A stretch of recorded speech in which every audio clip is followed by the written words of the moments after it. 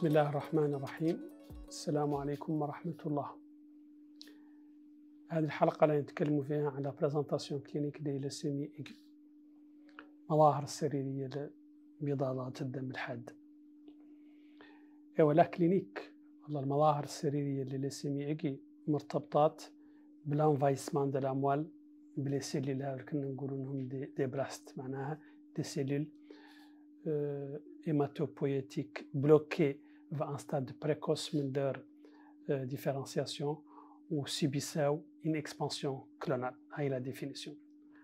Donc, le fait que la moelle qui représentée via les différentes lignées ou les différents stades de maturation, le fait que la moelle soit envahie par un seul clone, le clone prolifère, il y a une expansion, le clone a une expansion بيهلي les cellules اللي en expansion sont des cellules en stade précoce ولا زاد bloquées en stade précoce من leur maturation قلنا من قالهم les blastes.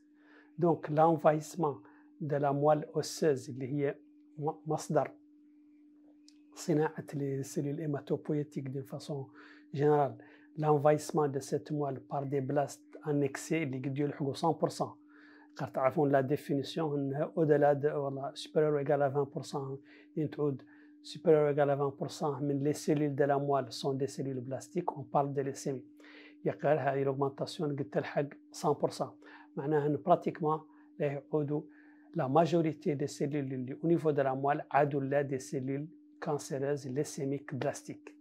Et donc là il y a خنقوا donc étouffer ولا empêcher la production des autres cellules اللي عادة طبيعيات au niveau de la moelle. وهذا يعبر عنه بالinsuffisance médulaire ولا l'aplasie médulaire. Parce que les blastes ont envahi la moelle, empêchant ainsi la production de cellules hématopoïétiques normales et créant donc ce qu'on appelle une insuffisance médulaire, وهي le mécanisme le plus important qui génère des signes cliniques. وهذه l'insuffisance médulaire, quand la moelle est insuffisante, la moelle sert à quoi? Elle sert à produire des hématies, elle sert à produire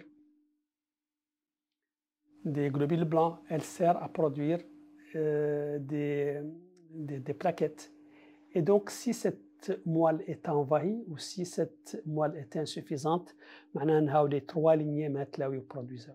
D'où les trois syndromes qui جبروا l'insuffisance médulaire, le syndrome anémique, le manque d'hémoglobine parce que les globules rouges ne sont plus produits en quantité suffisante, ou alors le syndrome hémorragique parce que les plaquettes ne sont plus produites en quantité suffisante, ou alors le syndrome infectieux parce que les leucocytes, les globules blancs, ne sont plus produits en quantité suffisante. Donc, la principale physiopathologie de la clinique de leucémie aiguë est l'insuffisance médulaire par envahissement blastique de la moelle. Et donc, ça va créer une anémie, une thrombopénie et une leucopénie, et parfois les trois lignées, ou parfois واحدة منهم ولا ثنتين. Donc, on aura un syndrome d'insuffisance médulaire qui peut se manifester par une anémie, un syndrome hémorragique ou des infections répétées ou graves. Juste pour dire que le saignement des plaquettes qui ne sont pas produites en quantité suffisante, donc une thrombopénie, les plaquettes gardent donc ما تخلق l'hémostase primaire. Une complication مشهورة في الليسيميا هي la CIVD ولا la coagulation intravasculaire disséminée. وهي la coagulation واحدة من les caractéristiques نوع معين من الليسيميا aiguë myéloblastique ينقالها la leucémie aiguë myéloblastique promyélocitaire ولا la lame 3. Donc là qu'elle se complique fréquemment d'une CIVD qui fait d'ailleurs sa gravité.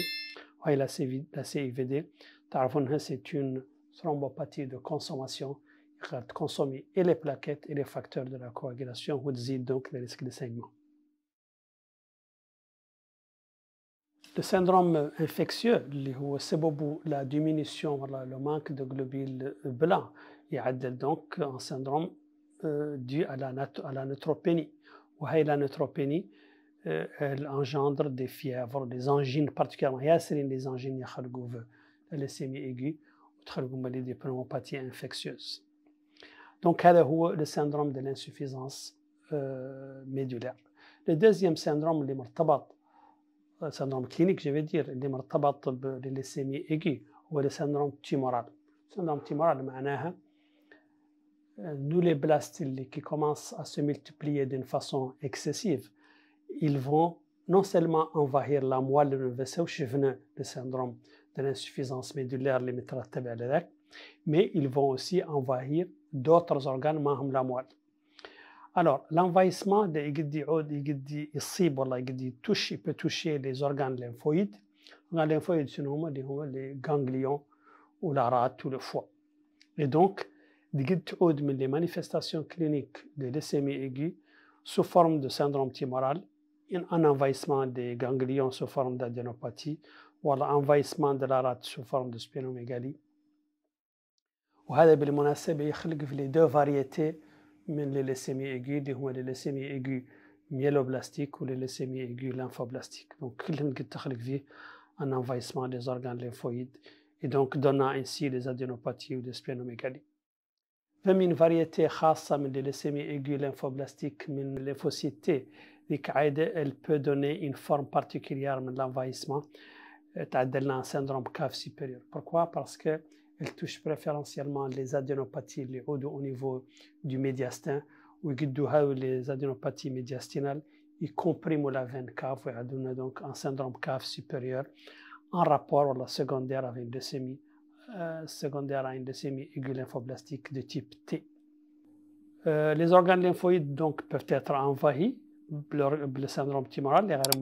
D'autres organes envahissent le foie envahissent infiltrent des blastes خاصة les deux variétés اللي هما les lames leucémie aiguë myéloblastique ou les leucémies aiguës lymphoblastiques provoquant ainsi donc une hépatomégalie ou une augmentation du volume du foie. La deuxième organe qui envahit les leucémies aiguës la gencive provoquant une hypertrophie gingivale particulièrement dans le cadre d'une leucémie aiguë myéloblastique. La peau elle peut être touchée sous forme de leucémide وخاصة في les leucémies aiguës myéloblastiques. L'atteinte osseuse elle est l'apanage des leucémies aiguës lymphoblastiques chez l'enfant où elle se manifeste donc sous forme de douleurs osseuses où les douleurs se localisent préférentiellement في les diaphyses وخاصة les diaphyses proximales de l'enfant. Les méninges peuvent être sujettes à cette infiltration tumorale, donnant donc des signes méningés, des anesthésies particulières, la houppe du menton, ou donc la variété, la leucémie aiguë lymphoblastique. La tête testiculaire, elle est fréquente les leucémies aiguës lymphoblastiques. Le troisième syndrome clinique, l'insuffisance ou l'infiltration extramédulaire, c'est le syndrome de leucostase.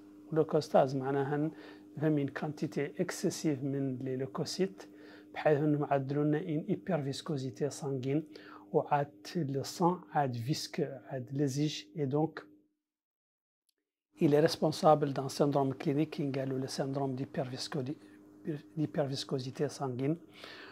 وسببه donc l'augmentation des globules blancs. عادة يخرج لنا يتخطاو لي لوكوسيت اللي هما هون دي بلاست 50000 وينجبروا essentiellement في les lames وهما اللي يقدروا ينجبروا en fonction de l'augmentation du volume des blastes.